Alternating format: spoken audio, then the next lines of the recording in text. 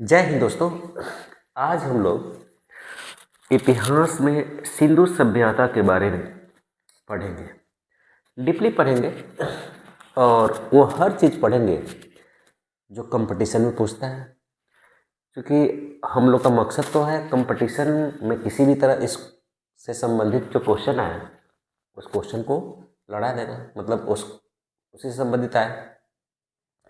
तो सिंधु घाटी सभ्यता पढ़ने से पहले हमें इतिहास के बारे में जानना चाहिए। तो इतिहास, चूँकि इतिहास जान रहे हैं तो इतिहास का डेफिनेशन भी थोड़ा बहुत आना चाहिए। तो मैं लिखूंगा कम, आप लोग समझिएगा मेरी बात को, बोलूँगा ज़्यादा। तो विद्यार्थीगण, इतिहास जैसे अतीत यानी कि प्राचीन समय में या अतीत में बहुत पहले जो घटना घटित हुआ तो उसी के बारे में जानकारी, जो क्रमबद्ध जानकारी है, उसी को हम लोग इतिहास कहते हैं। उसी का विवरण जो होता है इतिहास कहलाता है। ओके, तो इतिहास लिख भी देते हैं, थोड़ा सा समझ में भी आना चाहिए। जैसे देखिए, अगर कोई पूछेगा इतिहास पढ़ रहे हैं हम लोग,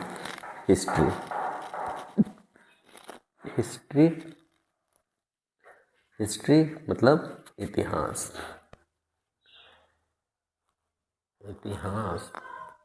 ओके, इतिहास अगर हम कहें क्या है तो अतीत में जो घटना घटित हुआ है, उसे हम लोग, उसी विवरण को हम लोग इतिहास कहते हैं। इसमें ये नहीं पूछेगा इतिहास किसे कहते हैं, लेकिन ये जरूर पूछता है कभी कभी कि फादर ऑफ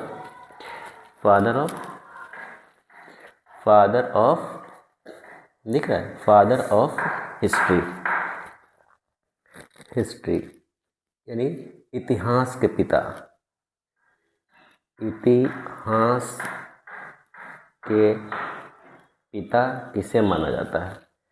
तो इतिहास के पिता विद्यार्थीगण, मैं बता रहा हूँ, इतिहास के पिता हेरोडोटस को बोला जाता है। किसको बोलते हैं विद्यार्थीगण? हेरोडोटस। तो हेरोडोटस लिख देते हैं,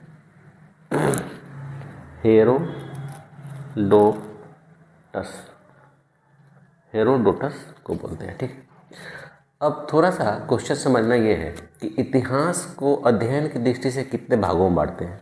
तो इतिहास के विद्यार्थी का मैं बता देता हूँ, इतिहास को आपको 3 भागों में बांट दिया गया। इतिहास को कितने भागों में बांट दिया गया? 3 भागों में। कौन कौन, ये मैं बता रहा हूँ। पहला जो है विद्यार्थीगण, उसको बोलते हैं प्राक ऐतिहासिक काल। प्राक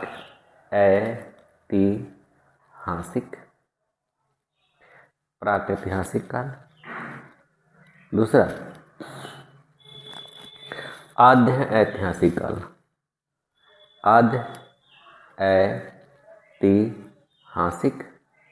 काल। और तीसरा विद्यार्थीगण, उसका नाम है ऐतिहासिक काल। ऐतिहासिक काल।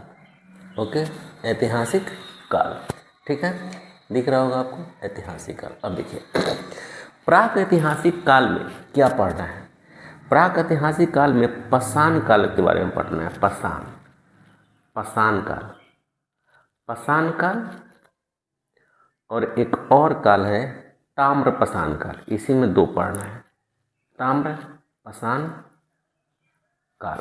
बात को समझिएगा। इसका एक वीडियो अलग आएगा इसका, प्राक ऐतिहासिक काल का, क्योंकि ये बिल्कुल अलग चैप्टर हो जाएगा। प्राक ऐतिहासिक काल में विद्यार्थीगण 2 चीज़ को समझना है आपको। एक तो इस समय कोई लेखन कला नहीं थी, यानी कि लिपि भी नहीं थी। कोई भी लिपि विकसित नहीं थी। उसके बाद में लिपि तो था ही नहीं, तो लेखन कला भी नहीं था। लेखन कला भी नहीं था। ठीक, लेखन कला भी नहीं था, लिपि भी नहीं था। ओके, तो ये पाषाण काल इसको क्यों कहते हैं? क्योंकि पाषाण काल इसको इसलिए कहते हैं क्योंकि पाषाण में होता है पत्थर। लोग पत्थरों का यूज किया करते थे मैक्सिमम चीज़ों में, जैसे किसी को मारने में पत्थर का औजार करके उसका प्रयोग करने में पत्थरों का प्रयोग करते थे। उसके बाद में पत्थर के बाद में इसी काल में आपको तांबा का खोज हुआ। तांबा का खोज हुआ तो उसे ताम्र पाषाण काल कहने लगे, जिसमें तांबा और पाषाण दोनों मिलकर यानी पत्थर मिलकर दोनों तांबा और पत्थर का प्रयोग करते थे। अगर आपसे कोई पूछे कि पहली धातु मनुष्य ने कौन सा खोज किया तो आप ज़रूर बताइएगा तांबा का खोज किया। ठीक है, लाइन बिल्कुल वीडियो की स्किप नहीं कीजिएगा, बिल्कुल पूरा देखिएगा, पूरा समझ में आएगा। A to Z मैंने इसमें रखने का कंटेंट कोशिश किया है। अब देखिए आप लोग को अच्छा भी लगेगा। ओके, तो अभी इससे आपको कोई लेना देना भी नहीं है। चलिए आदि ऐतिहासिक काल में विद्यार्थीगण, आदि ऐतिहासिक काल में हम लोग क्या पढ़ेंगे समझ लीजिएगा। इसमें जो होता है आपको सिंधु सभ्यता आता है। क्या होता है? सिंधु सभ्यता। इसमें सिंधु सभ्यता आता है और वैदिक काल आता है। क्या आता है? वैदिक सभ्यता आता है या वैदिक काल भी कर सकते हैं। और इसमें विद्यार्थीगण क्या आता है? इसमें आधुनिक इतिहास आता है, यानी कि इतिहास आता है जो हम लोग पढ़ते हैं ना, इतिहास, वो इतिहास आता है। ठीक है, और इतिहास कौन कौन है वो हम बता देते हैं विद्यार्थीगण। इतिहास में आपको जैसे हम लोग प्राचीन इतिहास पढ़ते हैं, प्राचीन इतिहास में आपको गौतम बुद्ध, जैन धर्म, वैष्णव धर्म, चंद्रगुप्त मौर्य, गुप्ता पीरियड, सातवाहन वंश, ये सारा आपको क्या हो जाएगा? प्राचीन में हो जाएगा। उसके बाद में मध्यकालीन पढ़ते हैं, मध्यकालीन में कौन आ जाएगा? मध्यकालीन में गजनवी से लेकर अब पूरा आपको मुगल साम्राज्य आ जाता है। मध्यकालीन के बाद में आधुनिक पढ़ते हैं। ये सभी हम लोग आधुनिक इतिहास पढ़ते हैं। सभी को डिटेल में हम लोग करेंगे। तत्काल में हम लोग आपको आदि ऐतिहासिक पढ़ना है। आदि ऐतिहासिक में सिंधु सभ्यता, वैदिक काल आता है।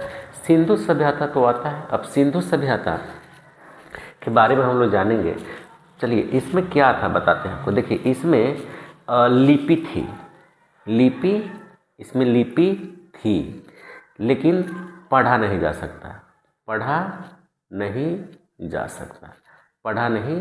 सकता। लिपि तो था, लिपि कैसी थी हम बाद में चर्चा करेंगे, लेकिन पढ़ नहीं सकते थे उस लिपि को। इसे ही हम लोग सिंधु सभ्यता के नाम दिया गया। अच्छा, सिंधु सभ्यता के बारे में आप हम लोग पढ़ेंगे, तो चलिए डिटेल में आप शुरू करते हैं सिंधु सभ्यता। ठीक है, आगे चलते। देखिए अब यहाँ पे लिखते हैं सिंधु सभ्यता।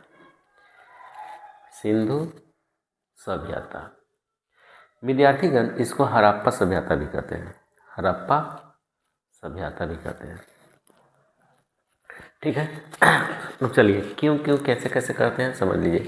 जो हम बोलेंगे, चूँकि यहाँ पे लिखेंगे तो समय ज़्यादा लग जाएगा, इसलिए हम चीज़ों को बोलेंगे और आप लोग कॉपी और पेन लेकर उसको लिखने का कोशिश कीजिएगा।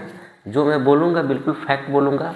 बहुत ही मतलब मेहनत करने के बाद में इतना जानकारी प्राप्त हुआ है। आप लोगों को ऐसे ही मतलब कि जो मैं बोलूँगा वो आप सुनिएगा और वो लिखने की कोशिश कीजिएगा या फिर समझने की कोशिश कीजिएगा। सिंधु सभ्यता, इसका सबसे पहले इस सभ्यता को कहते क्या है? तो देखो, एक तो सिंधु सभ्यता कहते हैं। क्या कहते हैं? सिंधु सभ्यता। दूसरा इसका नाम है हड़प्पा सभ्यता। तीसरा इसका नाम है विद्यार्थीगण हड़प्पा नगरीय सभ्यता, इसको नगरीय सभ्यता भी कहते हैं। इसको कांस्य युगीन सभ्यता कहते हैं, कांस्य युगीन सभ्यता भी कहते हैं, कांस्य युगीन सभ्यता। इसको आपको सरस्वती की सभ्यता भी कहती है, सरस्वती घाटी की सभ्यता भी कहते हैं। इसको सुमेरियन की बेटी को भी सभ्यता कहते हैं, सुमेरियन के बेटी की सभ्यता।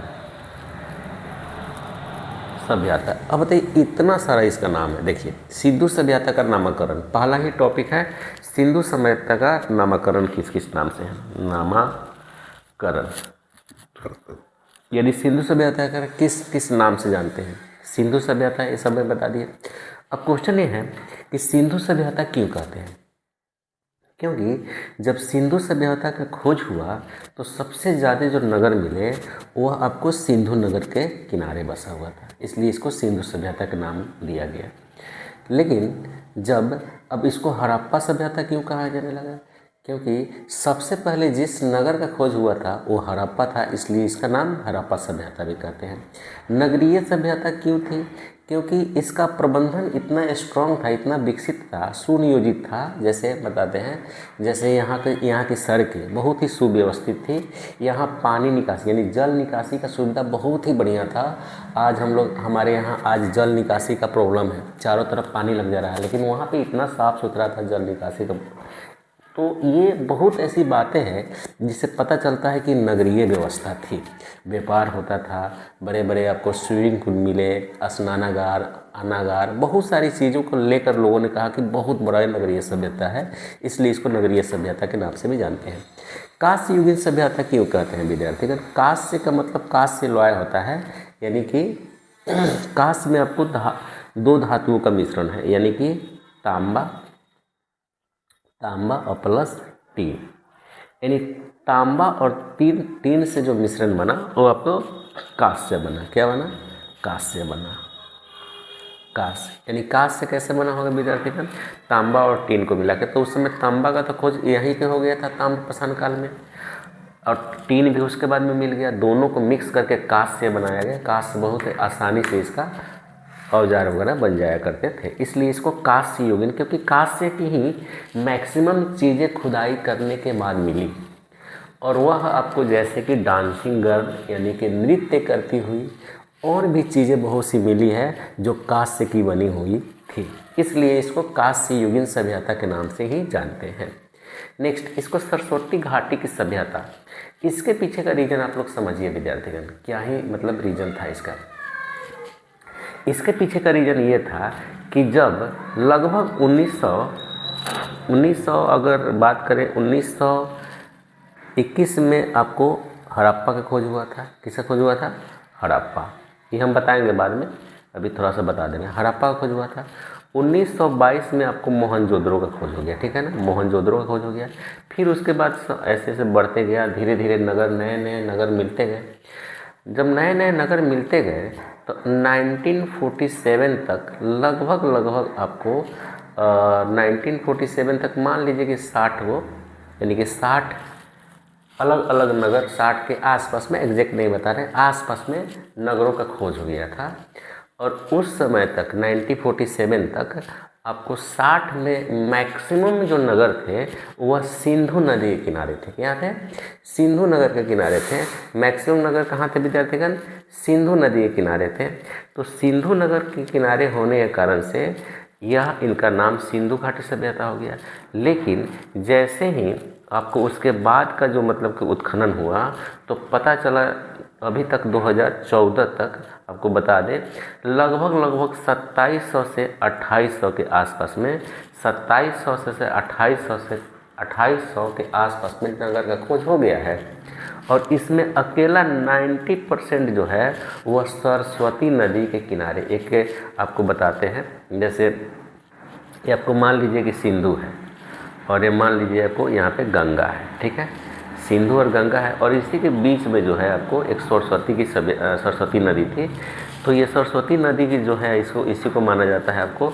तो यहाँ पे आपको सबसे ज़्यादा नगर मिले, इसलिए इसका सरस्वती घाटी की सभ्यता भी कहा गया। सुमेरियन की बेटी की सभ्यता इसलिए कहा गया क्योंकि ऐसा विदेशी इतिहासकारों का मानना है कि सुमेरियन मतलब कि है आपको मेसोपोटामिया की सभ्यता। मेसोपोटामिया की सभ्यता को ही सुमेरियन की सभ्यता कहते हैं। ऐसा मानना है कि मेसोपोटामिया के लोग ही आपको सिंधु में आके सिंधु नदी के किनारे बस गए थे और वे अपना यहाँ पे शहरी विकास किए थे, इसलिए उसे सुमेरियन की बेटी की सभ्यता कहते हैं, क्योंकि ये लोग मेसोपोटामिया यानी सुमेरियन से ही आए थे, इसलिए इसको सुमेरियन की बेटी की सभ्यता कहते हैं। खैर, ये तो इनका अपना अपना पक्ष है। हड़प्पा के बारे में मैंने आपको इतना बताया। अब देखिए नेक्स्ट जो है मैंने अब बताते हैं। देखिए अब क्वेश्चन है विद्यार्थीगण, सिंधु घाटी के बारे में बता दें। अब इसका जो है कार्यकाल बताते हैं। देखिए काल की बात करें, दिख रहा है आपको? नहीं दिख रहा है, चलिए यहाँ पर दिख रहे हैं, काल दिख रहे हैं, हाँ चलिए काल की बात करते हैं। काल समझते हैं ना? सिंधु घाटी सभ्यता आज से कितना साल पहले मिला था, इसका मतलब ये हुआ। तो काल को हम कह सकते हैं कि सिंधु घाटी की सभ्यता जो है आपको 2500, एनसीईआरटी में लिखा हुआ है 2500 बीसी से लेकर 1900 बीसी आपको क्या चीज़ में दिया हुआ है, सिंधु घाटी आपको एनसीईआरटी में दिया है। कहाँ दिया हुआ है, एनसीईआरटी में दिया हुआ है ये चीज़। लेकिन कोई बुक लिखता है आपको 2350, कोई बुक लिखता है 2350 से आपको 2350 बीसी से आपको 1950 बीसी, ठीक है, बीसी। अब क्वेश्चन ये है कि सर बीसी और ईसी क्या लिख रहे हैं, समझ में नहीं आ रहा है। चलिए बताते हैं। जैसे देखिएगा, समझिएगा इस चीज़ को। जैसे मान लेते हैं कि अभी जो है यहाँ पे हम लोग, दिख रहा होगा, हाँ दिख ही रहा है। चलिए ये अभी हम लोग यहाँ पे हैं। अभी कौन सा ईयर चल रहा है, 2026 चल रहा है, 2026 चल रहा है, ठीक है। तो 2026 के पहले भी तो 1900 आया था, 1900 के पहले भी 1800 आया होगा, 1500 आया होगा, 1000 आया होगा। तब मान लो कि यहाँ पे 1000 थोड़ा सा, ठीक है ना। और भी नीचे चलते हैं तब 500 यहाँ हुआ होगा, 500 ईस्वी। और भी नीचे चलते हैं तो यहाँ पे 200 बीसी हुआ होगा। और भी नीचे होता है तो 100 हुआ होगा। और भी नीचे चलते हैं तो 0 हुआ, यानी 0 से शुरू हुआ होगा। तो 0 जो होता है, माना जाता है कि ईसा मसीह का जन्म इसी के आसपास में हुआ था। क्या, ईसा मसीह को क्राइस्ट भी बोलते हैं। क्या बोलते हैं, क्राइस्ट भी बोलते हैं, ठीक है। अच्छा, ईसा मसीह को क्राइस्ट भी बोलते हैं। फ्रेश नहीं आ रहा है क्या, ईसा मसीह को क्राइस्ट बोलते हैं, ठीक आ रहा है, ठीक। अब देखिए, अब जो है आपको समझना है ईसा मसीह को। इसके पहले वाला जो होगा, जैसे कि हम लोग नंबर सिस्टम पढ़ते हैं ना, तो उसमें नंबर रेखा पर करते जब माइनस होता है तो माइनस नहीं करके इसको अलग नाम दिएगा। मान लेते हैं यहाँ पे 100 हुआ होगा, 100 से फिर 99, 98, ऐसे करते करते कम डाउन होते होते आपको 0 आया होगा। उसके बाद में यहाँ पे 200 हुआ होगा, ऐसे करते करते यहाँ पे 1000 हुआ होगा, एक मान लेते हैं। ऐसे करते करते यहाँ पे 1500 हुआ होगा, ऐसे करते करते आपको यहाँ पे 1750 हुआ होगा, ऐसे करते करते आपको 2500 हुआ होगा, यह सब।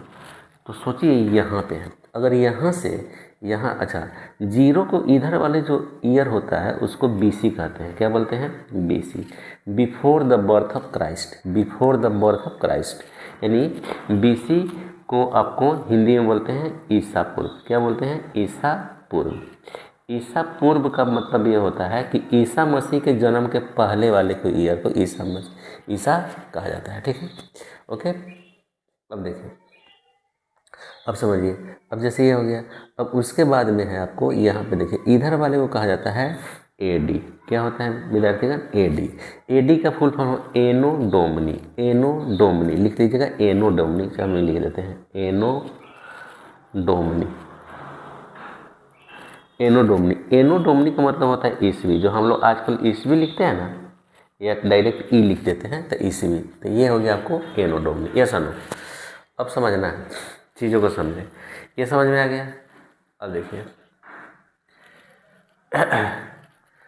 2 मिनट रुकिए, ये जो है स्पष्ट क्लियर नहीं दे रहा है थोड़ा सा।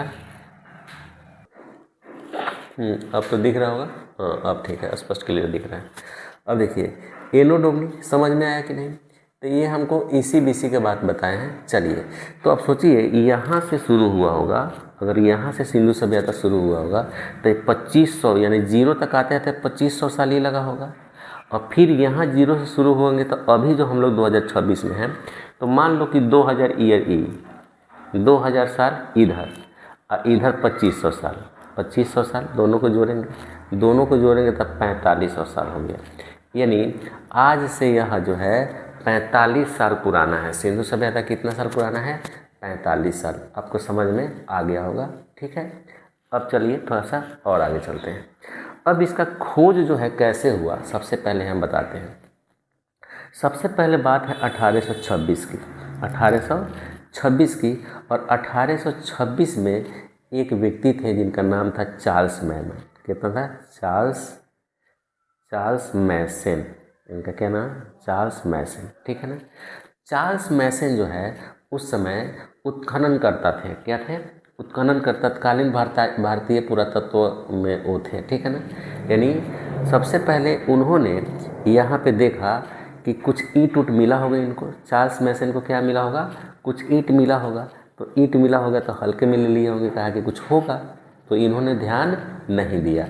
तो 1826 में सबसे पहले चार्ल्स मैसन ने ही देखा था, देखा सिंधु सभ्यता को। ठीक है, किसने देखा, चार्ल्स मैसन। ठीक है ना। समय व्यतीत होते गया।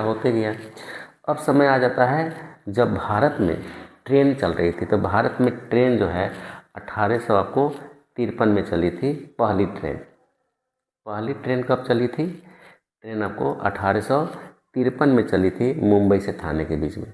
तो 1853 से लेकर 1856 तक कनिंघम जो थे महासर्वेक्षण का, मतलब कि ये जो कनिंघम जो थे आपको इन्हीं के नज़र में था। मतलब कि ये कह सकते हैं कि कनिंघम सर्वेक्षण किए। सबसे पहले क्या किए थे, सबसे पहले सर्वेक्षण किए थे। इसके बारे में सर्वेक्षण कैसे किए थे समझ लीजिए। 1853 से लेकर 56 तक के में क्या हुआ था कि ये रहे थे उत्खनन का, पुरातत्व विभाग के जनक थे, भारतीय पुरातत्व विभाग के ये उस समय महासर्वेक्षणकारी थे। ठीक है, तो आपको ये समझना है, थोड़ा सा इस चीज़ को समझिए। जैसे 1853 से लेकर 56 तक ये आपको उत्खनन विभाग में थे। तो इनको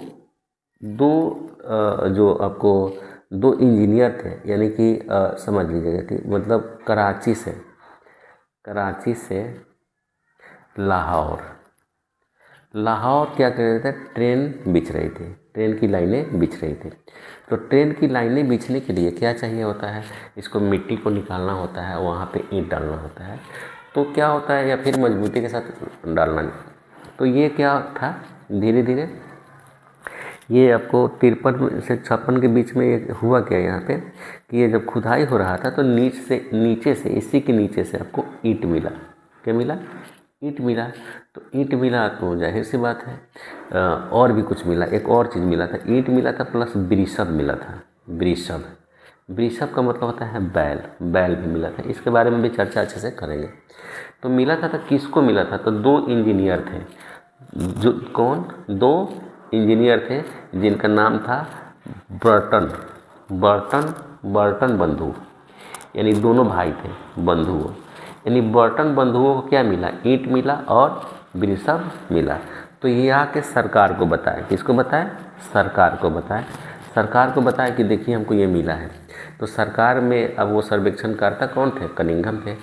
अच्छा, संयोग से कनिंघम को कहा जाता है, यही थे जो है भारतीय उत्खनन के, कह सकते हैं भारतीय पुरातत्व के, भारतीय पुरातत्व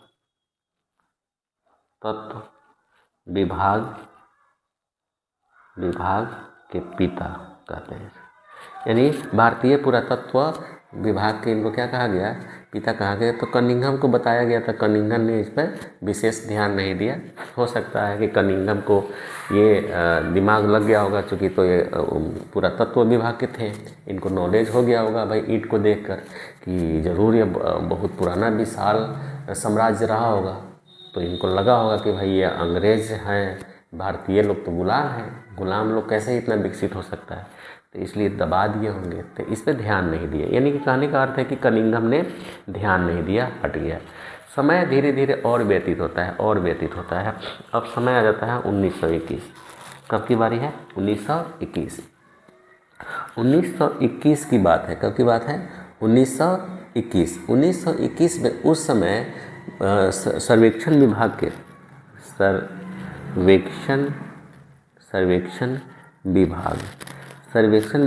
के महानिदेशक थे, आपको इनका नाम याद रखिएगा, कभी कभी पूछ देता है। महानिदेशक थे आपको जॉन मार्शल। क्या थे, जॉन मार्शल। ठीक है ना। जॉन मार्शल को पता चला कि यहाँ पे कोई सभ्यता है, हड़प्पा के आसपास में कोई सभ्यता है। तो इन्होंने निर्देश किया, इन्हीं के अंदर में एक व्यक्ति भारतीय काम करते थे जिनका नाम था दयाराम साहनी। जिनका क्या नाम था, दयाराम साहनी। क्या पूरा नाम लिख दे, क्या, साहनी। इनका पूरा नाम था राय बहादुर दयाराम साहनी। राय बहादुर इनका पूरा नाम क्या था? राय बहादुर दयाराम साहनी। इन्हीं के नेतृत्व में इन्होंने कहा कि जाइए, इन्होंने जॉन मार्शल ने कहा कि जाइए आप एक काम कीजिए, देखिए क्या है। तो ये जाके वहाँ पे खुदाई करना शुरू करवाया, ये 1921 में। तो इनको न क्या मिला, सबसे पहले हड़प्पा नगर में खुदवाया, तो वहाँ बहुत बड़ा विशाल, बहुत बड़ा बड़ा बिल्डिंग मिल रहा था, ईंटें मिल रही थी, बहुत चीज़ों मिल रहा। यानी कहने का अर्थ है कि सबसे पहले हड़प्पा नगर का खोज हुआ। क्या? हड़प्पा नगर का खोज हुआ। हड़प्पा नगर का खोज हुआ तो कौन किए थे? तो दयाराम साहनी किए थे। कब किए थे? तो 1921 में किए थे। किस नदी के किनारे था ये हम बताएंगे आगे। रावी नदी के किनारे था। क्या? रावी नदी के किनारे। अब ये कहानी हो गया। उसके बाद में जो धीरे धीरे धीरे धीरे और भी बहुत सारे नगर खोजना शुरू हो गया, ठीक है ना, और भी बहुत सारे नगर खोजना हो गया। इस प्रकार से आपको हड़प्पा का खोज यानी कि सिंधु सभ्यता की खोज हुई। अब सिंधु सभ्यता से संबंधित कुछ जानकारियाँ आपको होनी चाहिए, कुछ जानकारियाँ होनी चाहिए। तो जानकारियों में क्या होना चाहिए? तो some facts about Indus valley civilisation. तो हम लोग कह सकते हैं, यहाँ पे लिख देते हैं कुछ जानकारियाँ, कुछ तथ्य,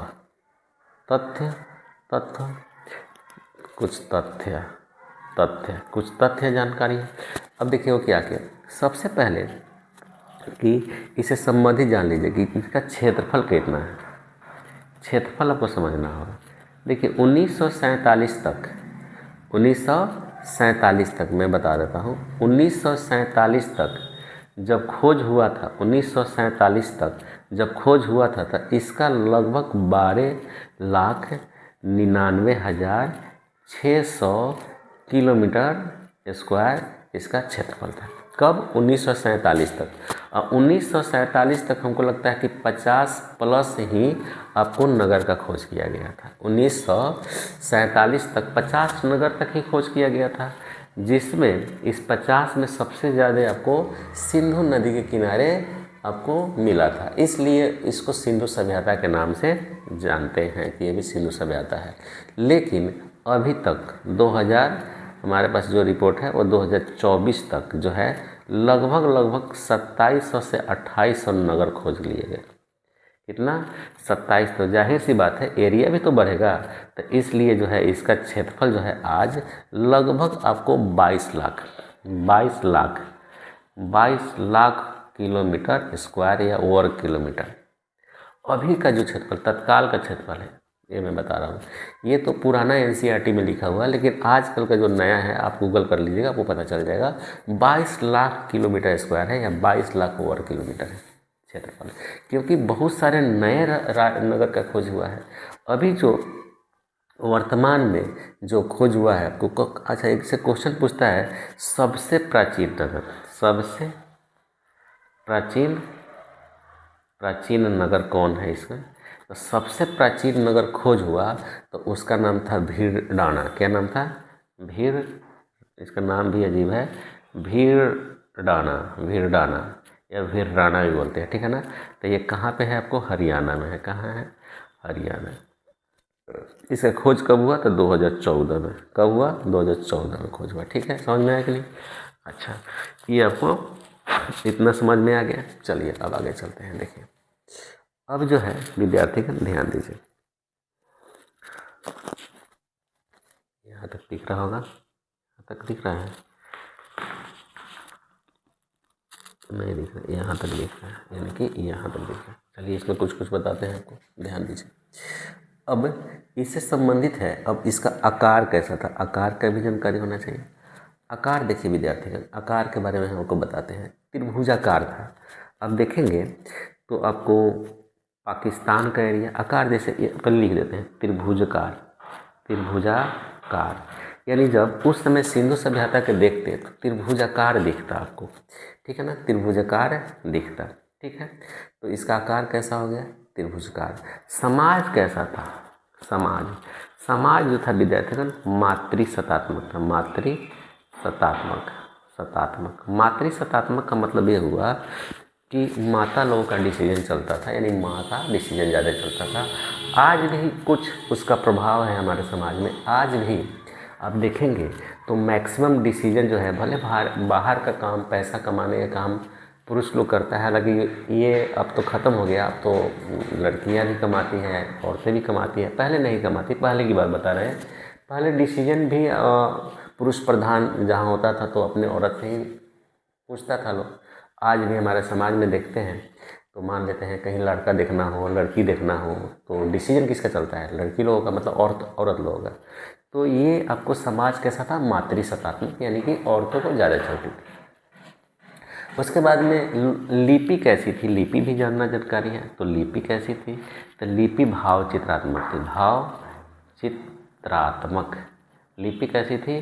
भाव चित्रात्मक। तो भाव चित्रात्मक कैसी थी तो और समझना है। भाव चित्रात्मक कैसी थी? तो भाव चित्रात्मक विद्यार्थीगण कैसी थी हम बताते हैं। क्योंकि ये लोग ना लिखते थे आकार, चित्र बना के, जैसे ऐसे ऐसे कुछ चित्र बना दिए, कुछ चित्र बना दिए ऐसे, कुछ चित्र बना दिए ऐसे, ऐसे कुछ चित्र बना दिए। तो इससे उनका कुछ फिगर था जो अभी तक पढ़ा नहीं गया, पता नहीं कुछ था, आई डोंट नो। चलिए आगे चलते हैं। लिपि। पूजा क्या करते थे ये लोग? पूजा पूजा ये लोग करते थे आपको पशुपति का, पशुपति का, और मातृ देवी का। तो मातृ देवी क्या हुआ करती थी? उर्वरक की देवता, उर्वरक की देवी। यानी ये लोग ना आपको मातृ देवी की पूजा करते थे। देखिए कितना लॉजिकल बात है। ये लोग हकीकत उस चीज़ को पूजा करते थे जिनसे इनका रोजी रोटी चलता था, जिससे ये लोग जीते थे। यानी कि मिट्टी में जो है ये लोग कृषि कार्य करते थे। तो मिट्टी में ही तो कृषि कार्य किया जाता है। तो उनको लगता था कि यही हमें सब कुछ देती है, इसलिए पूजा करना इनका जरूरी समझा। जैसे सूर्य की उपासना करना, मिट्टी की पूजा करना, वायु को पूजा करना, आंधी तूफान, इन सबको पूजा करना, वर्षा का। तो ये सब नेचुरल चीज़ है जिससे जीवन हमें मिलता है। वृक्ष की पूजा करना, तो ये सब चीज़ जो है ये लोग नेचुरली पूजा करते थे। ये सब था ओरिजिनल कुछ चीज़। चलिए आगे चलते हैं। पवित्र पशु क्या था इनका? पवित्र पशु जो है इनका, बात समझिए। कुंवर नहीं निकल जाता, कुंवर वाला बैल को हम लोग आगे बताएंगे कि वृषभ भी कहा जाता था। कुंवर वाला बैल इनका था, ठीक है। व्यवसाय क्या थी? तो व्यवसाय थी विद्यार्थी का इनका, मुख्य रूप से जो था आपको व्यापार था। कहीं कहीं कृषि भी लिखता है और कहीं कहीं पशुपालन भी लिखता है, लेकिन एसएससी वाला जो है व्यापार को टारगेट किया है, तो इसलिए व्यापार ही कहेंगे। बाकी अब देख लीजिएगा और भी क्या है। उसके बाद में ये चीज़ होने के बाद में हम लोग समझेंगे और भी सिंधु सभ्यता के बारे में। और क्या समझेंगे? तो विद्यार्थीगण, सिंधु सभ्यता जो था 2 टीलों में विभाग था। सिंधु सभ्यता कितने टीलों में विभाग था? 2 टीलों में विभाग था। वह 2 टीला क्या था मैं आपको बताता हूँ, इतना स्पेस छूट गया है। छोड़ो आगे चलते हैं। 2 टीलों में विभाग था, वो कैसे देख लीजिए। 2 टीलों में विभाग था सिंधु सभ्यता। 2 टीलों, सिंधु सभ्यता जो था आपको 2 टीलों में विभाग था। एक था जो है विद्यार्थीगण पश्चिमी टीला। क्या? पश्चिमी टीला। और एक जो था विद्यार्थीगण वो था आपको पूर्वी टीला। क्या? पूर्वी टीला। टीला समझते हैं? टीला का मतलब होता है कि भूमि, जो समतल भूमि होता है ना, उससे थोड़ा सा ऊपर वाला स्थान। यानी ये समझिए कि टीला पे तो रहते ही थे। टीला पे इसके पीछे का रीज़न ये है कि ये लोग तो नदियों के किनारे रहते थे। तो नदियों के किनारे रहते थे तो नदी में से बाढ़ आना था। तो बाढ़ से बचने के लिए लोग जो था थोड़ा अपने आप, मतलब क्या करें, कच्ची ईंट का प्रयोग करके और उसको भर के और उसके ऊपर से कच्ची ईंट चबूतरा जैसे बनाकर लोग आपको टीले में रहते थे। तो पश्चिमी टीला था और पूर्वी टीला था। यस, यह पश्चिमी टीला जो था आपको मैं समझा देता हूँ। एक पश्चिमी टीला जैसे कि आपको समझ लीजिए पश्चिमी टीला हो गया। पश्चिमी टीला में किस तरह का, अच्छा इसको दुर्ग भी कहते हैं, क्या कहते थे, दुर्ग भी कहा जाता था। क्या, तो दुर्ग वाला स्थान, यानी कि इसको दुर्ग भी कहा जाता है, दुर्ग टीला भी कहा जाता था, ठीक है ना। तो दुर्ग टीला में अब क्वेश्चन है कि यहाँ पे कौन रहते थे, तो यहाँ पे जो होते थे आपको राजा रहते थे, राजा प्लस मंत्री, ठीक है। साथ ही साथ प्रशासनिक विभाग का लोग,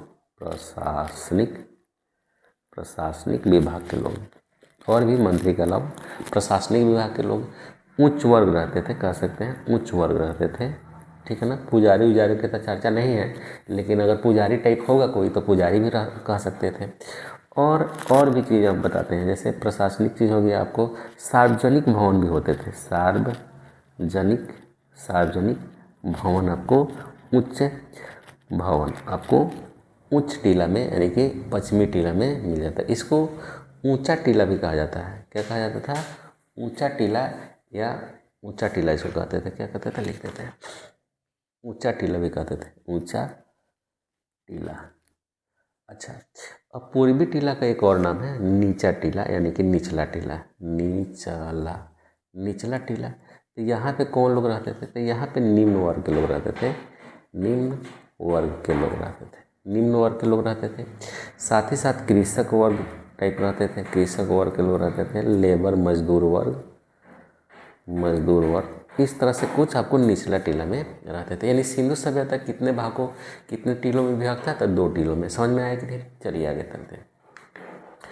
चलते हैं। लेकिन नोट करके आपको समझना है कि एक चीज़ इंपॉर्टेंट समझना है इसमें, वो क्या है, एक ऐसा सिर्फ एक नगर, क्या, सिर्फ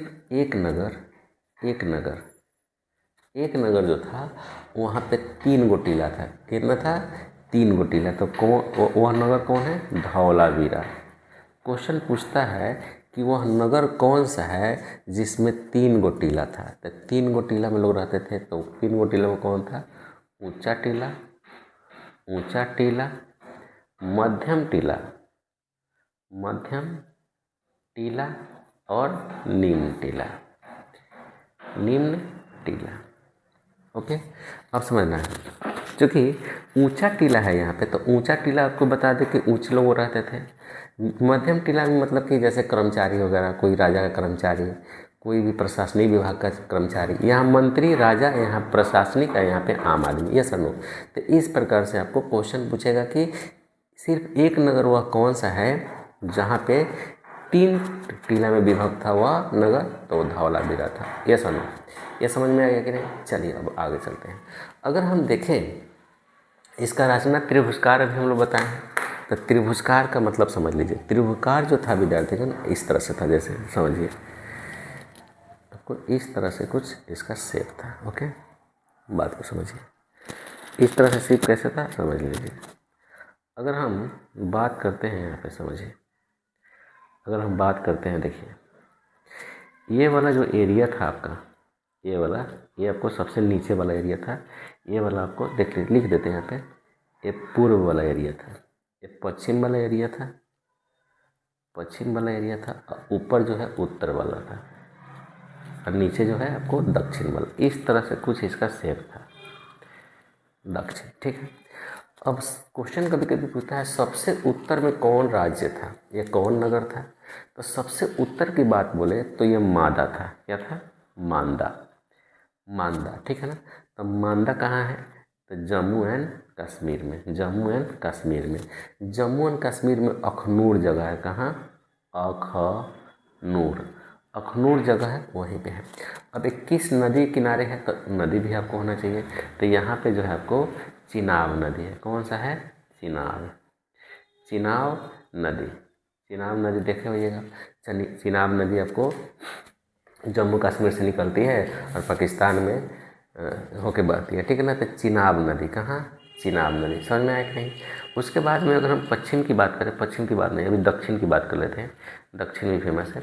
तो दक्षिण की बात करें तो दक्षिण में आपको दाइमाबाद था। क्या, दाइमाबाद, सबसे दक्षिणी बिंदु क्या था, दाइमाबाद कहाँ है, औरंगाबाद में। कहाँ है, औरंगाबाद। औरंगाबाद कहाँ है विद्यार्थीगण? महाराष्ट्र, महाराष्ट्र। तो अगर कुछ क्वेश्चन पूछेगा सबसे दक्षिणी भाग कौन है, तो दाइमाबाद, द से दक्षिण, द से दाइमा। औरंगाबाद में महाराष्ट्र में किस नदी किनारे है, ये भी आपको जानना चाहिए। तो एक गोदावरी नदी है, गोदावरी नदी की सहायक नदी है प्रवारा, प्रवारा, प्रवारा किसकी सहायक है? गोदावरी, गोदावरी लिख देते हैं, गोदावरी। कोई गोदावरी नदी की सहायक, गोदावरी नदी की सहायक, ये प्रवारा जो नदी है, प्रवारा गोदावरी नदी की सहायक नदी है। कोई गोदावरी नदी भी बोल देता है, कोई बात नहीं। अब हम लोग चलते हैं पश्चिम में कौन है, तो पश्चिम में आप देखेंगे तो बलूचिस्तान में एक जगह है, वो उसका नाम है सूतकांगे डोर। क्या नाम है? सूतकांगे डोर। क्या नाम है? सूतकांगे डोर। ये बलूचिस्तान में है। कहाँ है? बलूचिस्तान, बलूचिस्तान।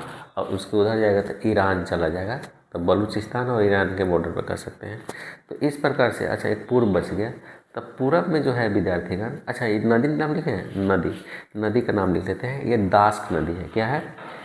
दास्क नदी बहती है वहाँ पे, दास्क नदी। यानी पश्चिम में कौन सा है? सूतकांगे डोर, बलूचिस्तान में है, किस नदी किनारे है? दास्क। यस और नो? चलो अब पूर्वी की बात थोड़ा सा हम लोग कर लेते हैं, तो इसको भी जानकारी होना चाहिए। चलिए ध्यान दीजिए, पूर्वी में विद्यार्थीगण आपको कह सकते हैं आलमगीर जगह था। क्या? आलमगीर, आलमगीर। आलमगीर किस नदी के किनारे है? तो विद्यार्थीगण आलमगीर जो है हिंडन, क्या है? हिंडन नदी किनारे है, जो कि यमुना नदी, यानी यमुना बोलिए, हाँ यमुना नदी के किनारे, नदी की सहायक, यमुना नदी की सहायक नदी है आपको हिंडन, जो कि आपको आलमगीर है। इस प्रकार से यह दक्षिण, पूरब, पश्चिम, उत्तर आपको नॉलेज हो गया। चलिए अब थोड़ा सा इसको देख लेते हैं। ये जो है ना, यहाँ से यहाँ तक इसका जो लेंथ अभी मापा गया है, तो लगभग 1600 किलोमीटर है। कितना है विद्यार्थीगण? 1600 किलोमीटर। और यहाँ से यहाँ तक यानी कि इसका लंबाई मापा गया है, तो लगभग 1400 किलोमीटर है। अगर इसको हम लोग गुना आपस में करेंगे तो 16 चौका 64, 16 कम 16 6 22, लगभग 22,000 स्क्वायर किलोमीटर आएगा। अभी भारत का है, अभी भारत का अभी वर्तमान में कितना है? 32,87,263 है अभी भारत का है, ऐसे है। ठीक, आगे चलते हैं हम। ठीक, ओके। अब दाइमा बात समझ गए। अब हम जो है इसके बारे में क्या समझेंगे, उसके बारे में समझिए। जैसे देखिए, सिंधु घाटी का जो है कुछ प्रमुख स्थल है, उसको हम बता देते हैं, लिखेंगे नहीं, लिखा हुआ है, ये समझ लीजिए। जैसे देखिए, जैसे आपको दिख रहा होगा, नहीं दिख रहा है, चलिए हम ऐसे ही बता देते हैं। देखिए, ये आपको समझिए, सिंधु घाटी सभ्यता के कुछ स्थल है, उसको मैं बता दे रहा हूँ। जैसे देखिए, हड़प्पा का खोज किया था दयाराम साहनी ने। ये रावी नदी के किनारे है और पाकिस्तान में है। कहाँ है? पाकिस्तान में है। कहाँ है विद्यार्थीगण? पाकिस्तान में। ठीक है, पाकिस्तान में। दिख नहीं रहा तो आपको बता देते हैं। उसके बाद में है 1922 में मोहनजोदड़ो का खोज किया था आपको राखल दास बनर्जी, जो कि सिंधु नदी में है, ये भी पाकिस्तान में है। फिर 1934 में चान्होदरो का खोज किया था मजुमदार ने, यह भी सिंधु नदी के किनारे है, ये भी पाकिस्तान में। फिर 1967 से 68 जो है आपको धौलावीरा का खोज करता थे आपको RS बिस्ट JP जोशी, इन दोनों को दिया गया है। यह लूनी नदी में है। ठीक है, आपको बता देते हैं गुजरात में है। दिख रहा होगा आपको, गुजरात, देखिए ये गुजरात में है। ठीक है, यहाँ पे गुजरात। ठीक है, अब आगे चलते हैं। फिर उसके बाद में धौलावीरा हो गया लोथल आपको RS राव ने किया था और भोगवा नदी पे है, ये भी गुजरात में है। 1974 में बनावली RS बिस्ट ने इसका खोज किया था, सरस्वती नदी पे है, घग्गर नदी, ये हरियाणा में है।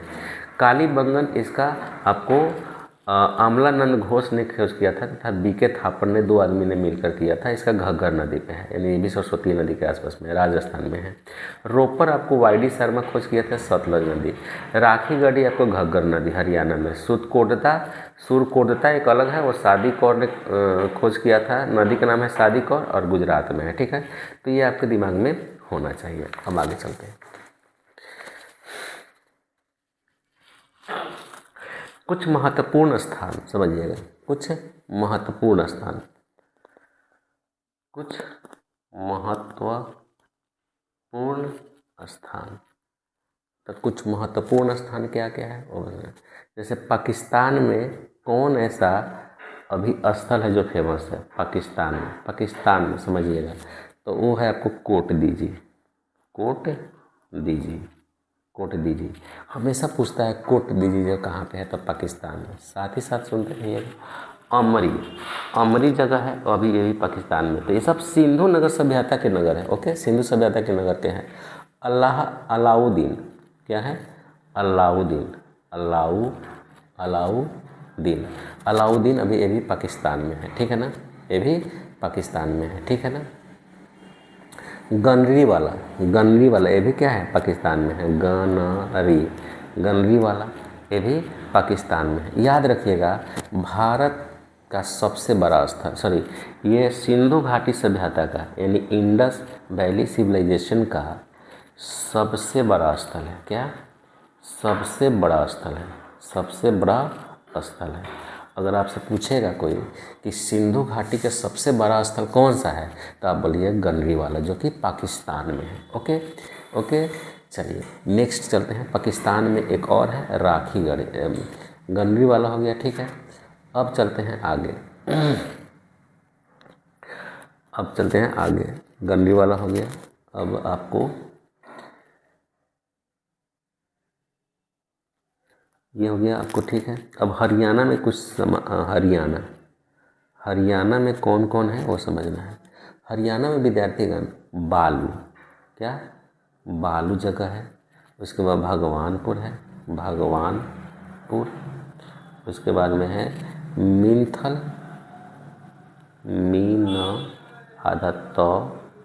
मीनथल, ठीक है ना। कुनाल ये हरियाणा में है। जो एक बार पूछ दिया था बालू कहाँ पे है, तो बालू इम्पोर्टेंट है, ये सभी इम्पोर्टेंट है, याद कर लीजिए, हरियाणा में है, ठीक है। राजस्थान में कौन है? राजस्थान में है विद्यार्थीगण, बता देते हैं। राजस्थान में आपको बालाथाली, क्या है? बालाथाली, कर्णपुरा, ठीक है ना। उसी प्रकार गुजरात में देख लेते हैं, गुजरात में कौन है? तो गुजरात में विद्यार्थीगण आपको रंगपुर का तो नाम सुने होइएगा, रंगपुर बड़ी फेमस है। उसके बाद कुंतासी भी पूछता है, एक बार कुंतासी पूछ दिया था, कुंतासी। अच्छा हाँ, देसलपुर भी था, देसलपुर भी है। ये सब है आपको उत्तर प्रदेश में। देख लेते हैं हम लोग उत्तर प्रदेश में कौन कौन नगर जो है फेमस है सिंधु सभ्यता का। तो सनौली, क्या है? सनौली, हुलास और मांडी में फेमस है। पंजाब में तो दो फेमस है, ये है पंजाब में है बाड़ा और दघेड़ी, ये तो पंजाब में फेमस है। अब चलिए समझते हैं। देखिए विद्यार्थीगण, ये हम लोगों ने जाना इसके बारे में। अब हम लोगों को समझना है कुछ राज्य हैं, कुछ नगर है, उसके बारे में खासियत। तो चलिए हम लोग समझते हैं। सबसे पहले हड़प्पा नगर की बात करें तो यह जो है, आपको बात को समझिएगा कि 100 दफनाने का साक्ष्य मिला है यहाँ। सबसे पहले क्या? 100 दफनाने का साक्ष्य। तो लिख देंगे 100 दफनाने का साक्ष्य मिला है। 100 दफनाने का साक्ष्य मिला है, ठीक है। साक्ष्य लिख लेते हैं, 100 दफनाने का साक्ष्य मिला है, ठीक है। अब समझिएगा, यहाँ पे जो कब्रिस्तान मिला है, कब्रिस्तान, तो कब्रिस्तान का नाम रखा गया है R37 कब्रिस्तान। इतिहासकार ने इसका क्या नाम रखा है? R37, ठीक है ना। दूसरा इसका हड़प्पा सभ्यता का जो गुण है वह ग्रिड पद्धति से बना शहर था। क्या? ग्रिड पद्धति से बना शहर था। ग्रिड पद्धति बहुत समझना है। देखिए ग्रिड पद्धति होता कैसा था, ये देखिए, जैसे कि ये देखिए आपको बता रहे हैं, यानी कि एक दूसरे को सड़कें जो थी वो एक दूसरे के समकोण पे काटती थी। क्या? सड़कें एक दूसरे के समकोण पे काटती थी, एक दूसरे को समकोण पे काटती थी। तो देखिए इस तरह से इधर से रोड आया है, इधर से रोड आया है, और रोड के किनारे आपको ये घर हुआ करता था, ये घर हुआ करता था, ये घर हुआ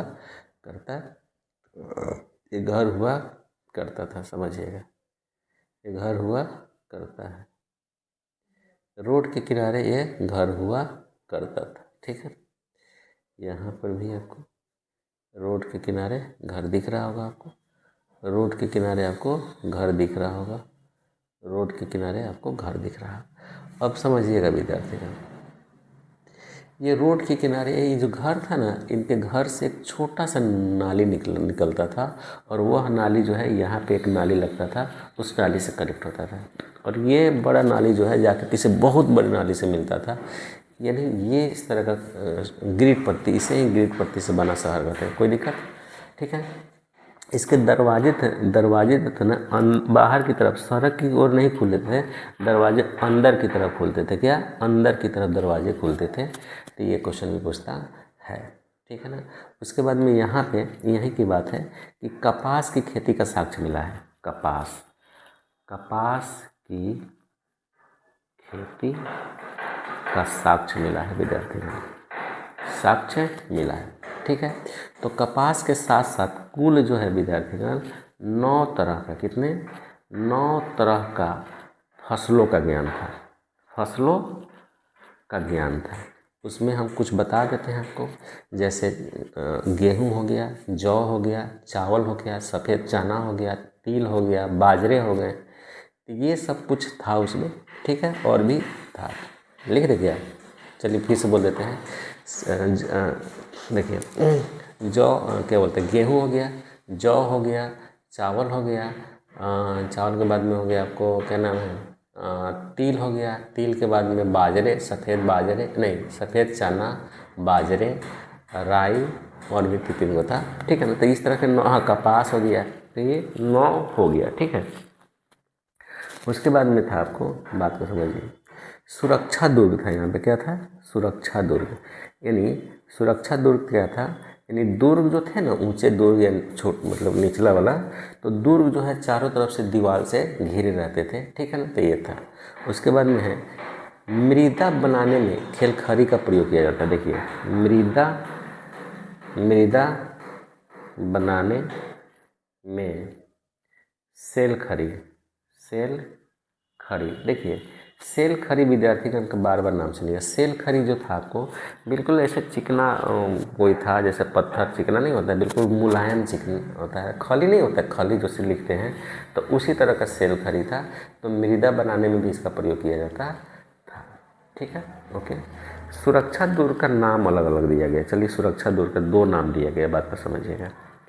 एक जो है पश्चिमी तट का जो सुरक्षा तट था, पश्चिमी टीला जो था, पश्चिमी टीला था ना जी, इसका नाम दिया गया माउंट एबी। क्या नाम दिया गया? माउंट एबी। ठीक है, माउंट एबी नाम दिया गया। और पूर्वी टीला क्या नाम दिया गया? पूर्वी टीला का नाम दिया गया विद्यार्थीगण माउंट एफ। क्या? माउंट में। इसका नामकरण कौन किए थे? तो बहुत अच्छे इतिहासकार थे, व्हीलर थे। क्या था? व्हीलर इनका नाम था। क्या था? व्हीलर थे। क्या? व्हीलर थे। ठीक है, तो व्हीलर ने नाम दिया था। ये सब नाम, तो ये था आपको कुछ जानकारियाँ आपको हड़प्पा सभ्यता का। ठीक है, अब हम लोग हड़प्पा सभ्यता के बाद मोहनजोदड़ो के बारे में जानेंगे। किसके बारे में जानेंगे विद्यार्थीगण? मोहनजोदारो खोज किसने किया, कब किया, ये तो आपको मालूम ही है। चलिए थोड़ा और भी देख लेते हैं मोहनजोदारो के बारे में। देखिए, मोहनजोदारो नाम दिख रहा है, मोहनजोदड़ो। मोहनजोदड़ो राखालदास बनर्जी ने खोज किया था। ये जो शब्द है विद्यार्थीगण, ये आपको सिंध भाषा का शब्द है। किसका शब्द है? सिंध भाषा का शब्द है। किसका शब्द है? सिंध भाषा का। इसका मोहनजोदड़ो सिंध भाषा का शब्द है, ठीक है। जिसका अर्थ क्या होता है वो मैं बताता हूँ। मोहनजोदड़ो का अर्थ जो होता है मृतकों का टीला होता है। मृतकों का टीला, क्योंकि यहाँ पे ना बहुत सारा कंकाल मिला था, ठीक है ना, इसलिए मृतकों का टीला कहते हैं, ठीक है ना। सिंधु घाटी का बगीचा भी कहते हैं। मोहनजोदड़ो को क्या कहते हैं विद्यार्थीगण? सिंधु घाटी का बगीचा। सिंधु घाटी का बगीचा भी कहते हैं इसे। सिंधु घाटी का बगीचा भी कहते हैं विद्यार्थीगण। इसका दूसरा सबसे बड़ा ये स्थल था। फिर से बताते हैं, भारत का दूसरा सबसे बड़ा स्थल, भारत का दूसरा सबसे बड़ा स्थल। अब क्वेश्चन ये है कि सर मोहनजोदड़ो जब दूसरा था तो प्रथम कौन था? तब प्रथम था आपको राखीगढ़ी। प्रथम कौन था? भारत का प्रथम कौन था? राखीगढ़ी। सबसे बड़ा प्रथम आपको राखीगढ़ी। क्या नाम था? राखीगढ़ी, याद रखिएगा, राखीगढ़ी, ठीक है, प्रथम था। लेकिन जनसंख्या सबसे ज़्यादा था इसका, सबसे ज़्यादा जनसंख्या था। तो कह सकते हैं मोहनजोदड़ो जो है सबसे अधिक जनसंख्या वाला नगर, सबसे अधिक जनसंख्या, यानी मोहनजोदड़ो का सबसे अधिक जनसंख्या थी, ठीक है ना। विशाल स्नानागार यहीं पे मिला था। विशाल स्नानागार आपको यहीं से मिला था, ठीक है ना। इसका लंबाई चौड़ाई कभी कभी पूछ लेता है, तो इसका लेंथ जो था आपको याद रखिएगा, लेंथ था आपको 11.84 मीटर था। कितना था? 11.84 मीटर। और लंबाई के चौड़ाई को बी बोलते हैं। बी था आपको 7 के आसपास, मतलब 7.01 मीटर मान लीजिए। और ऊंचाई था आपको 2.43, ठीक है। तो ये ऊंचाई। अच्छा, इसकी जो सीढ़ियाँ थी, दोनों तरफ से सीढ़ी थे आपको, दक्षिण और उत्तर की तरफ से, दक्षिण और उत्तर से इनकी सीढ़ियाँ थी, ठीक है ना, नीचे उतरने के लिए, यानी ऐसे और ऐसे थे, ठीक है ना। दक्षिण और उत्तर की तरफ सीढ़ियाँ बनी थी, ठीक है। आगे चलते थे आप। एक स्नानागार तो था ही, यहाँ पे आपको विशाल आनागार भी था, ठीक है। तो इसके बारे में विशाल यहाँ पे आनागार भी मिला है। विशाल आनागार, देखिए इसका नाम से पता चलता है अन्न को संग्रह जहाँ किया जाता था उसे विशाल आनागार कहते थे। विशाल आनागार को आपको समझने के लिए समझिए कि जो ये लोग कृषि कार्य करते थे तो उनको वे जो कृषि कार्य से संबंधित जो अनाज होते थे तो राजा क्या करता था, विशाल अनागार बनाता था और वहाँ पे रखे जाते थे। मान लेते हैं किसी कारणवश सूखा पड़ जाए या बाढ़ आ जाए तो इससे क्या होता, फसल की क्षति हो जाती थी। तो उसको मेंटेन करने के लिए, लोगों को खिलाने के लिए स्पेशल विशाल अनागार का प्रयोग किया जाता था, जिसमें अनाज रखा जाता था और इसी अनाज को फिर से लोगों में बांट दिया जाता था। ऐसा मान्यता है अनागार के बारे में, ठीक है। छोटा छोटा अनागार भी मिला है, लेकिन मोहनजोदड़ो में विशाल अनागार मिला है जहाँ पे राजा का अनागार होता था। ये राजा रखते थे जनता के लिए जब विपत्ति अवस्था में, आपातकालीन अवस्था में, ओके। उसके बाद में इसको मोहनजोदड़ो को कहा गया आपको हड़प्पा की जुड़वा राजधानी। क्या बोला गया? हड़प्पा की जुड़वा राजधानी बोला गया। हड़प्पा की जुड़वा राजधानी बोला गया। ये सुनो, कहा जाए कि हड़प्पा और मोहनजोदड़ो के बीच की दूरी कितनी थी? तो दूरी थी था लगभग 500-600 किलोमीटर होगा, 640 किलोमीटर था। कितना था विद्यार्थी? 640 किलोमीटर डिस्टेंस था, ठीक है ना। स्वास्तिक का चिन्ह यहीं से मिला था। स्वास्तिक का चिन्ह, स्वास्तिक का चिन्ह आपको यहीं से मिला था। जैसे शुभ लाभ होता है ना, हम लोग शुभ शुभ जो कार्ड उड पे लिखते हैं स्वास्तिक चिन्ह, जो हिटलर भी यूज किया था उसका स्वास्तिक चिन्ह, हिटलर चुराया ही था। बुने कपड़े का साक्ष्य मिला यहाँ से, क्या बुने कपड़े का साक्ष्य मिला है, कपड़े का साक्ष्य मिला है यहाँ से। तो देखिए विद्यार्थीगण, इससे संबंधित ये चीज़ मिलता है, और भी चीज़ कुछ मिलता है। थोड़ा विशाल अनागार के बारे में और भी थोड़ा लंबाई है। इसका लेंथ हो जाता है विद्यार्थीगण, लेंथ आपको 45.71 कितना 45.71 और ब्रेथ जो था इसका विद्यार्थीगण वो था 15.23 यह सब मीटर में था, मीटर में लिख देते, ठीक है। अब देखिए ये सबसे बड़ी इमारत भी थी, कह सकते हैं कि ये सबसे बड़ी इमारत। पूछेगा आपको कि सबसे बड़ी इमारत कौन थी, सबसे बड़ी इमारत थी ये, बड़ी इमारत, सबसे बड़ी इमारत आपको विशाल अनागार। बहुत लोग विशाल स्नानागार का मान लेते हैं, नहीं तो इसलिए वो नहीं होगा। उसके बाद में बुने हुए कपड़े का साक्ष्य मिला है, यहाँ से वाटर प्रूफ कपड़े भी थे, शायद वाटर प्रूफ कपड़े भी थे, ऐसा मान्यता है, किसी किताब में पढ़े होंगे। अब देखिए उसके बाद फिर जो ये बुने हुए कपड़े का हो गया, अब जो है इसको समझना है।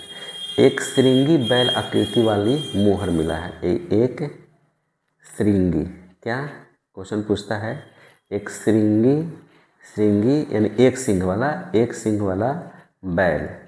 बैल की बैल आकृति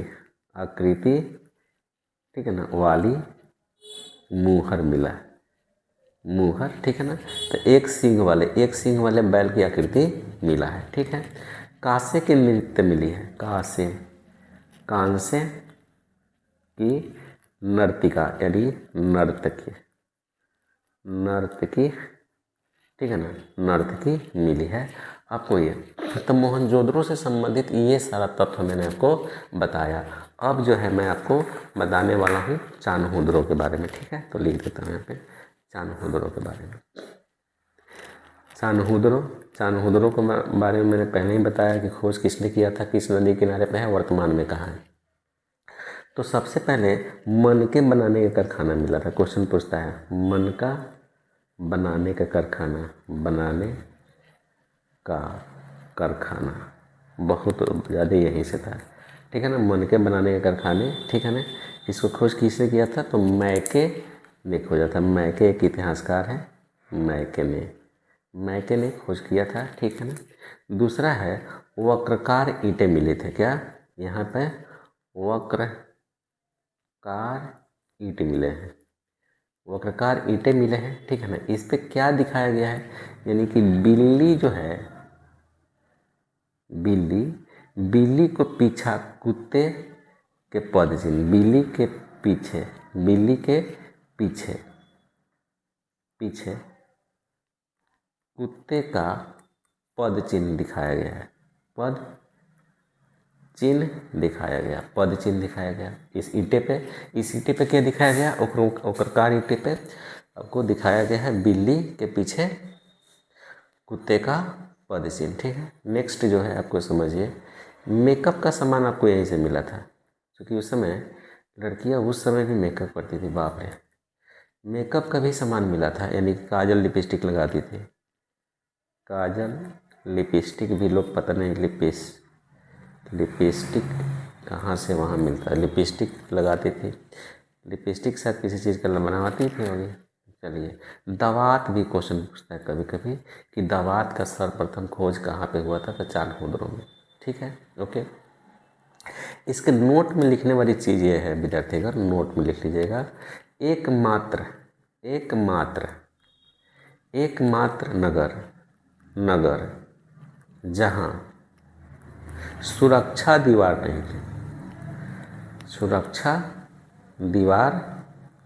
नहीं थी, देखिए अभी हम लोग पढ़े थे कि दो टीलों में विभाजित था सिंधु नगर सभ्यता, एक ऊंच और निम्न। तो ऊंच वाले के दूर कहा जाता था, ये लोग ना दीवार से चारों तरफ अपने आप को सिक्योर करके रखता था। लेकिन एक ऐसी नगर चान्होदरो जहाँ पे सुरक्षा नहीं था, दीवार का सुरक्षा नहीं था। आगे चलते हैं हम लोग लोथल के बारे में। लोथल से संबंधित भी को क्वेश्चन पूछता है। लोथल लिख देते हैं यहाँ पे, लोथल। लोथल लोथल से संबंधित क्या क्वेश्चन पूछ सकता है विद्यार्थी हैं, देख लीजिए। लोथल से संबंधित ये क्वेश्चन पूछ सकता है कि यहाँ पे जो है आपके घोड़े की हड्डियों का साक्ष्य मिला है। सबसे पहले घोड़े के हड्डियों का साक्ष्य, घोड़े का हड्डियों का साक्ष्य मिला है। ओके, तो घोड़े का जो हड्डियों का साक्ष्य अगर पूछेगा तो आप जरूर इसको बोलिएगा, ठीक है ना। एक यहाँ बंदरगाह भी था, लो क्या था, बंदरगाह। ये बंदरगाह वाला इलाका भी था। कौन सा बंदरगाह, क्या नाम था, गोडीवाड़ा। क्या नाम था विद्यार्थी नाम, गोडीवाड़ा।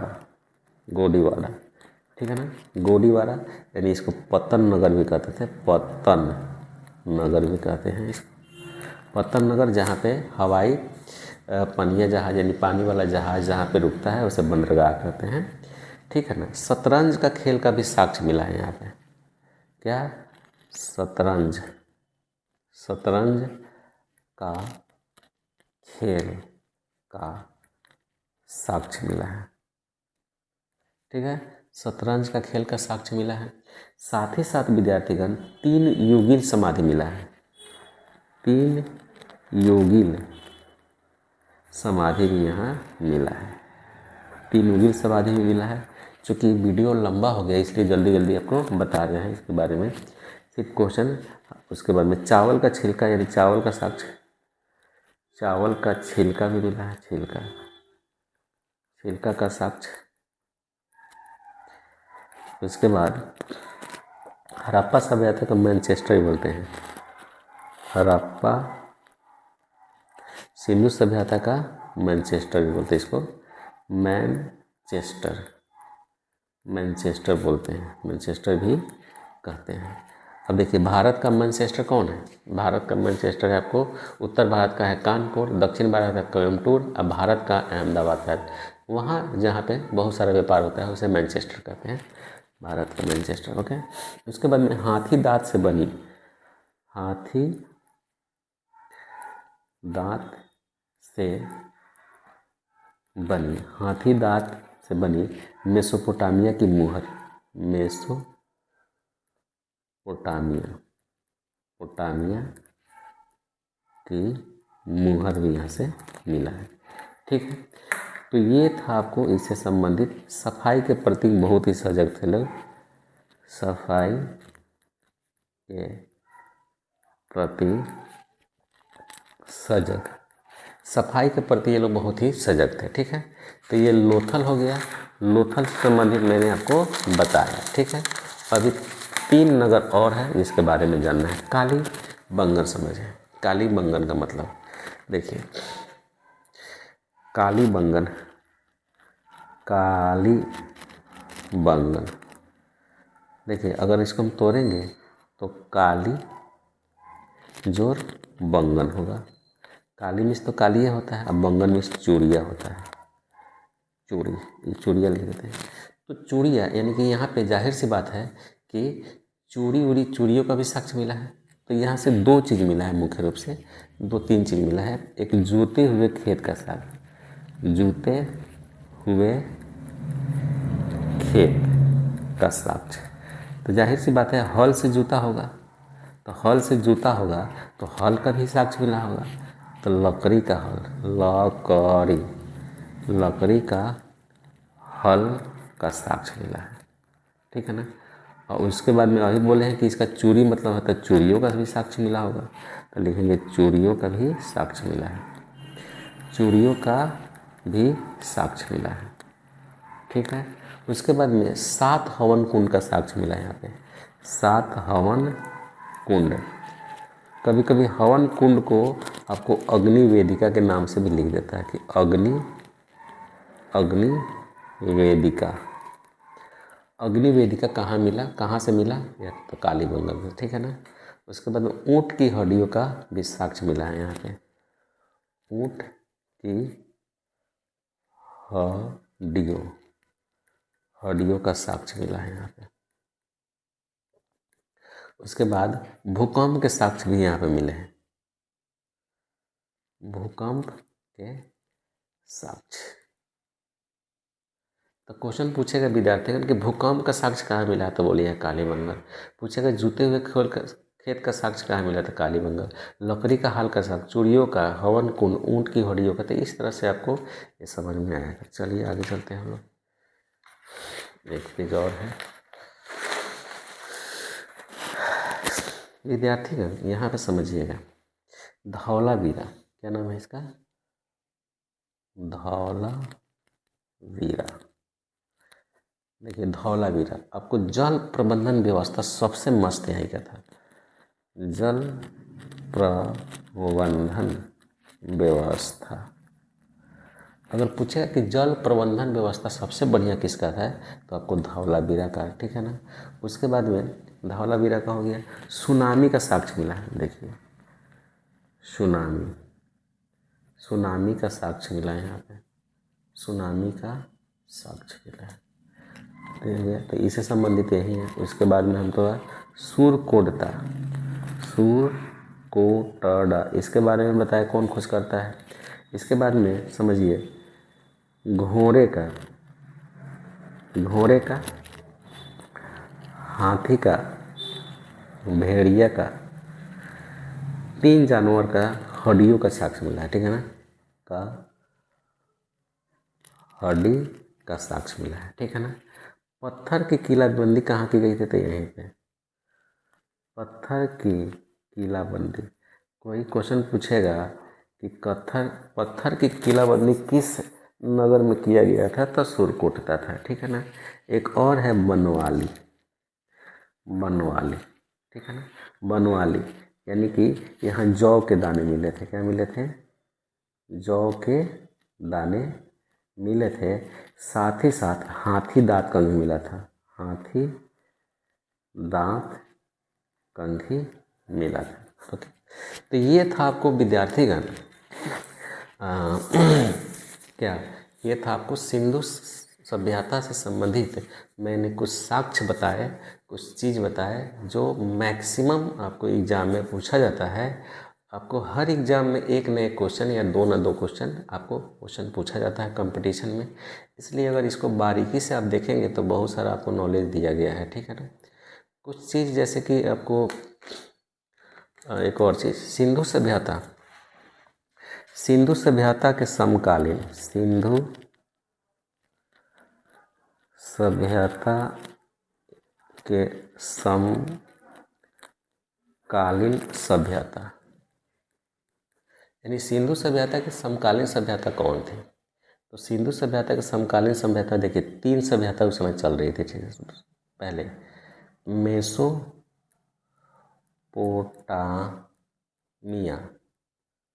मेसोपोटामिया की सभ्यता, या इसको सुमेरियन की सभ्यता भी कहते हैं, सुमेरियन की सभ्यता